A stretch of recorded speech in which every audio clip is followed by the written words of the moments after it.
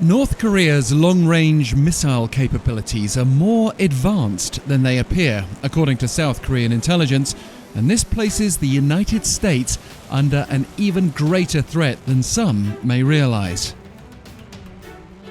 South Korea's Defense Intelligence Agency delivered a closed-door briefing to lawmakers here in Seoul in the wake of North Korea's first Hwasong-15 ICBM test of the year.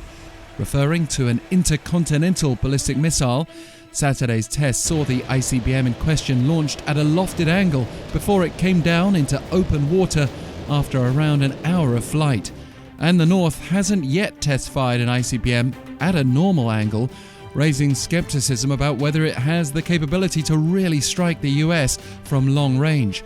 We learned from lawmakers Wednesday that the South's intelligence suggests North Korea has all the capabilities and that it is adjusting its timeline to pressure the US, so that we could soon see it test an ICBM at a normal angle, as well as developing its solid fuel technology this year so that it can more quickly prepare missiles for launch, thereby potentially catching enemies by surprise. And lawmakers were told the North is highly likely to launch a military spy satellite this year, while it could also yet conduct its first nuclear test since 2017. This all fits comments directly from North Korea. Leader Kim-Jong-un vowed at the end of last year to exponentially increase his country's nuclear arsenal, as well as to develop an even more powerful ICBM.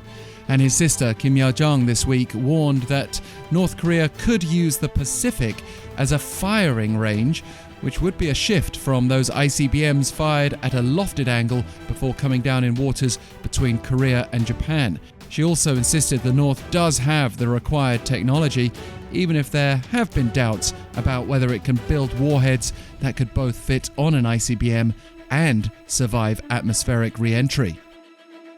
Coming back to this idea of pressuring the US, no doubt Washington does have a dilemma.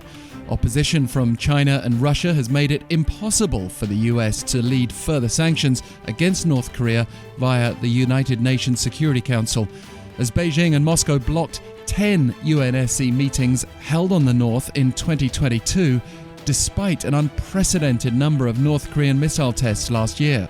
And this pattern of allowing the North to get away with ballistic missile testing has continued this year, with Pyongyang refusing to engage in dialogue with Seoul and Washington. That's left the Allies preparing for the worst through joint military drills, while the rest of us watch and wait.